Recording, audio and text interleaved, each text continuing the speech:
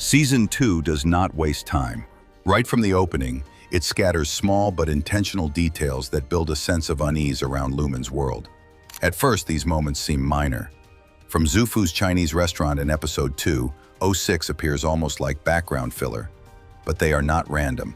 They point toward long histories buried just under the surface, tying casual events back to the company's larger network of secrets. If you're loving the breakdown so far, smash that subscribe button and turn on the bell. We've got plenty more twists and hidden details coming your way. The pattern continues with a news article about lawsuits against the ether plant in Salt's Neck. Buried inside the piece are thousands of complaints about sickness and environmental damage. That detail would be chilling enough on its own, but then the connection becomes clear. The gas used by Coble and Hampton, dethyl ether, traces directly back to these reports. Suddenly, the experiments in Lumon's walls are not isolated. The fallout reaches into the outside world, making it clear the company's grip stretches far beyond the sterile office floors. Even nature carries the marks of corporate control. At Deers National Park, a mummified seal is found near the shoreline. The devior, typing, filing, walking to meetings, feels heavy with hidden purpose. Aether is linked to toxins, another echo of industrial influence. It is one more reminder that the show's universe is not confined to cubicles and elevators. The decisions made inside Lumon bleed outward, leaving scars on both people and the environment. What makes these pieces powerful is how ordinary they appear. A discarded paper in a hallway, a faint reflection in glass, or even a small cup left in a break room all become clues. The elevators, with their cold design, act as transitions, not just between floors, but between layers of meaning. The more you look, the clearer it becomes. Nothing in Lumon is without intent. The cinematography sharpens this effect. Shadows lean into spaces where no figure stands. Lights buzz in ways that make silence feel louder. Everyday office behaves. That tension between routine and threat is what defines Season 2. Props, colors, and recurring images guide the audience through a maze of mirrors, where every reflection hides another secret, and every corner whispers that someone is watching. Symbolism and objects. Water becomes one of the strongest recurring motifs. The painting, Kier invites you to drink of his water, depicts lakes shaped like the Great Lakes, and the looming water tower outside Lumon feels like a silent character, always present. Even Mark's two fish, one red, one blue, stand in for the split between innie and outie, a constant reminder of dual identities. License plates serve as another thread. The phrase Remedium hominibus appears not just on Milchek's vehicle, but also on Mark's car and an abandoned factory. That repetition ties together different spaces, suggesting a hidden narrative that spans beyond a single branch. Eggs carry their own layered meaning. Mark is called a good egg. Gemma eats raw eggs. Kier himself consumes 3 raw eggs with milk at breakfast. To drink 3 raw eggs and milk each morning. His favorite breakfast. Even the refusal to use silverware while eating them becomes part of the theme. Eggs symbolize division, fertility, and control, and their repetition across characters makes them impossible to ignore.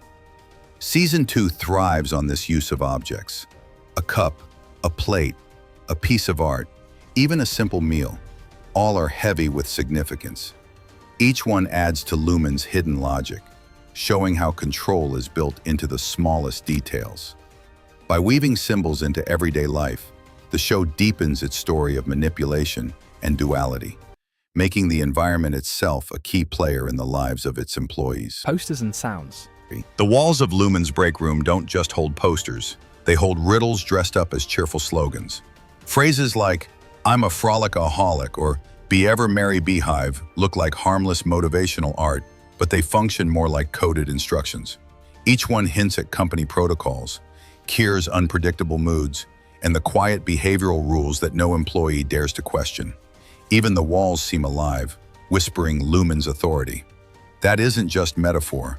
Keanu Reeves literally gives the building its voice, and the water tower speaks with the surreal tones of Sarah Sherman from SNL. It's a reminder that Lumon doesn't simply exist in space. It speaks, listens, and shapes reality. The company even lies about its scope, bragging about operations in 206 countries, an impossible boast since only 195 are recognized worldwide. It's a subtle way of inflating its reach, reinforcing the illusion that Lumen is everywhere and nowhere at once, rewriting reality until employees don't bother questioning it. Sound plays just as much of a role as sight.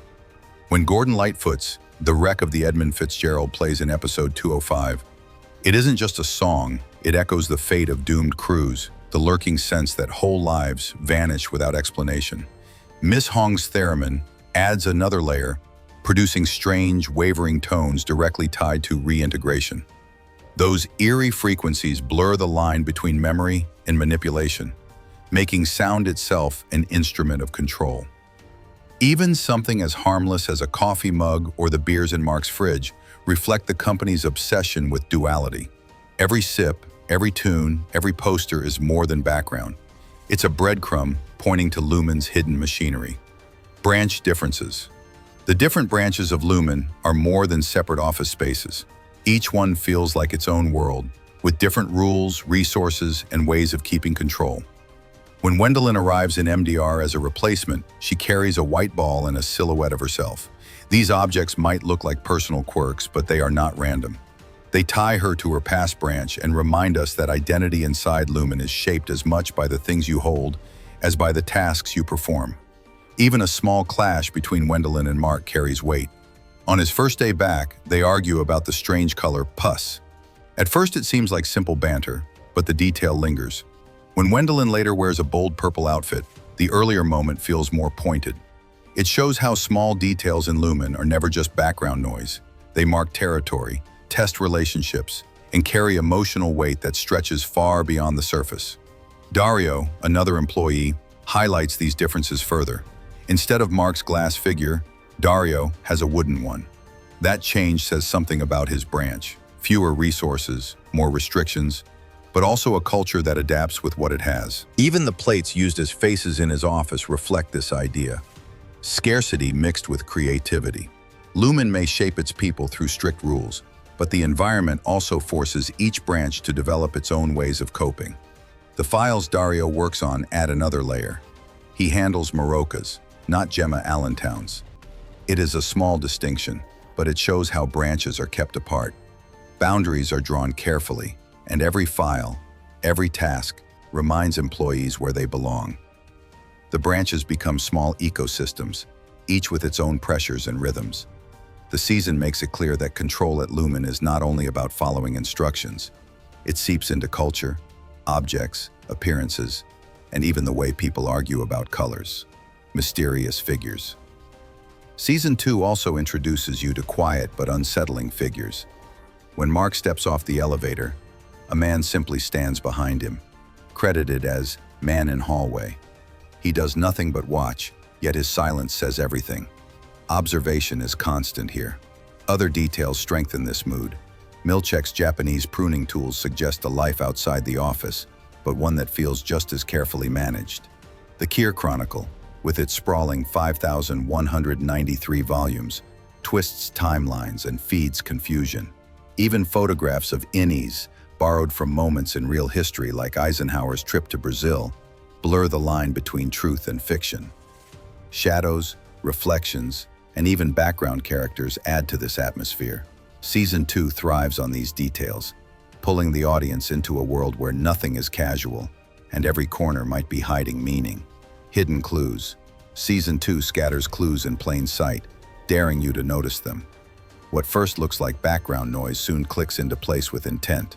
The Baird Creek Bandit article isn't just a prop. It's a breadcrumb left for you to follow. It references Mark's hometown and introduces a thief who takes exactly one item from each victim. The detail is eerie on its own, but it also suggests a larger pattern. The methodical nature of the thefts mirrors the company's obsession with order and control, and the story hints that figures like Koבל or even Irv could be tied to events that go years back. The bandit's connection to Mark runs even deeper. A candle taken from his basement is mentioned, and it feels less like a random detail and more like a symbol of vulnerability. By linking something so personal to a larger conspiracy, the show reminds us that no character stands alone. Past and present, private life and corporate life all bleed together inside Lumen's web.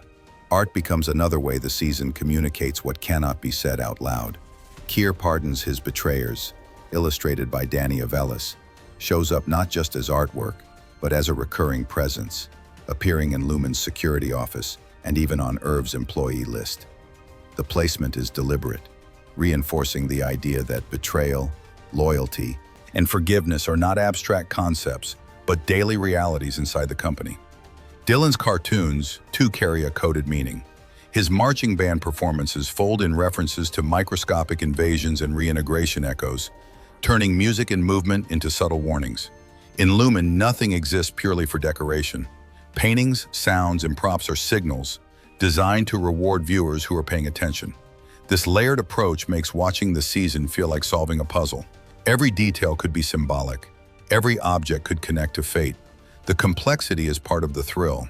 The more you notice, the clearer the company's shadowy systems appear.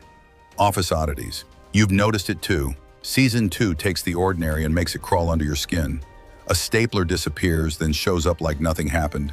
A chair's just a few inches off, but it feels wrong. It's the kind of unease you can't shake, because it's not about what's missing, it's about who's moving the pieces. Pens migrate across desks with unnatural precision, as if unseen hands are rearranging the room. Even the office plants seem staged, their leaves angled in unsettling patterns that look less like decor and more like coded signals. The result is constant tension. Nothing is neutral. Every small disruption suggests deliberate design. The building's mood shifts depending on location. Workers act differently depending on their floor or the time of day, as though invisible pressures push them into roles they don't realize they're performing. Lighting changes subtly, casting some hallways in coldness and others in misleading warmth, influencing moods without words. Even the simplest inconveniences, a printer jam, a sluggish coffee machine, feel orchestrated, almost like psychological experiments masked as daily annoyances. The elevators highlight this manipulation most clearly. No longer just a way to move between floors, they feel like stages of surveillance. Each ride doesn't only carry people, it carries data, hierarchy, and proof that Lumon sees more than it admits. You've seen it. Every doorway feels like a test. Every hum of the lights a reminder that control is constant. Lumon doesn't just hold its people, it rewires them, leaving you to wonder what part of them is still their own. Reintegration echoes. You've seen it. Reintegration isn't just a process, it's a tool. It cuts lives apart, then twists the wound by letting pieces bleed back through. Those objects from the outside, showing up where they shouldn't, they don't feel accidental, they feel planted. Like someone wants you to notice, and to wonder who's really pulling the strings. Mark's jacket shows up where it doesn't belong. Gemma's sketches resurface without explanation, and suddenly the walls between innie and outie lives don't feel as strong as Lumon insists. These fragments remind us that the divide is porous, easy to tamper with, and always under someone's control. Every corner of the building carries proof of surveillance. Security cameras tilt a little too knowingly. Cabinets stay locked until the exact moment someone wants to look inside. Strange figures linger in the distance as if monitoring not just behavior, but the private spaces of memory and thought. Nothing is left to chance. Even conversations twist into double meanings. A chat about schedules or paperwork is never only about work. It could be a coded test, a way to measure loyalty, or a subtle reminder of who holds the power. Think about it. You've seen Mark and Helly's every pause, every forced smile. You can feel how heavy it is, knowing every move is measured, every slip recorded.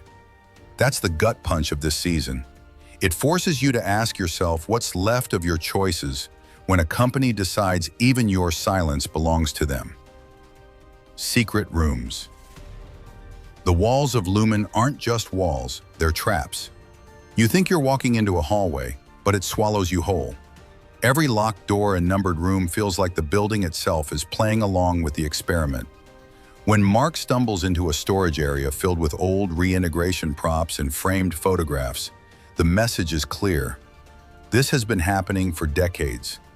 Each item becomes a record of past experiments and long-forgotten employees, proof of how far Lumon will go to perfect its grip.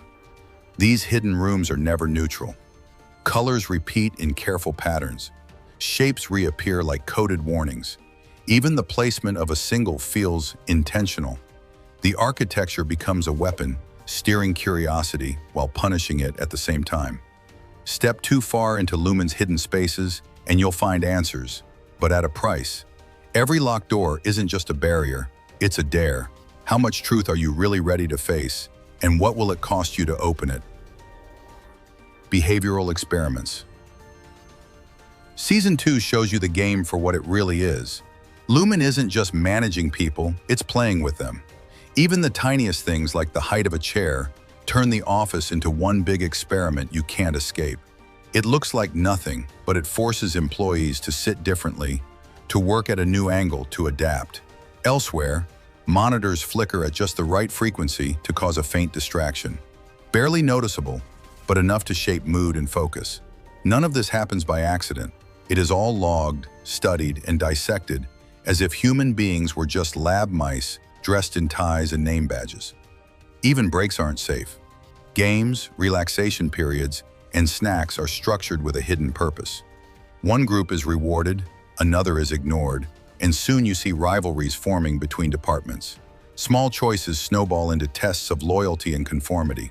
Spill a coffee, miss a deadline, even hesitate before answering a question. Every move becomes a measurement. And somewhere behind the glass, someone is noting what that data reveals about obedience, resistance, or personality flaws. Mark and Helly begin to catch on. They notice the patterns, the small repetitions that prove they're always being tested. The frightening part is how invisible these experiments really are. The audience notices too. We spot the odd echoes, the strange camera angles, the lingering props that signal the game is bigger than the workers realize. Lumon's power isn't in chains or locks. It's in designing an environment where even your smallest reaction is already part of the experiment. If you're loving the breakdown so far, smash that subscribe button and turn on the bell. We've got plenty more twists and hidden details coming your way. Coded messages. Control at Lumon isn't just barked through orders. It's woven into every glance, every pause, every coded word you're not supposed to notice. And you're already caught in the web, reading messages you never knew were meant for you. A cheerful poster about teamwork isn't just office decor.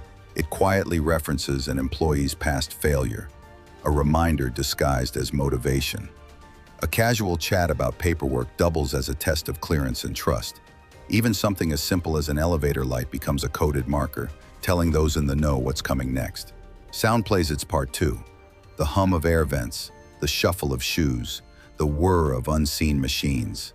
These noises aren't random. They're engineered to shape mood, to keep workers either alert or unsettled. Music slips in as well. Miss Hong's theremin, or Danny Avelis's scores, underline emotion, tease a revelation, or foreshadow danger. It's subtle, but it turns the office into a stage where sight and sound push meaning that only the half registers consciously. In Lumon, the everyday feels familiar. Coffee cups, small talk, morning commutes. But beneath it all is a design you can't see, leaving you wondering. Are you living your life, or just playing the part they wrote for you? Final revelations. The further the season pushes, the more the puzzle pieces connect. Objects and images once dismissed as background details take on heavy weight.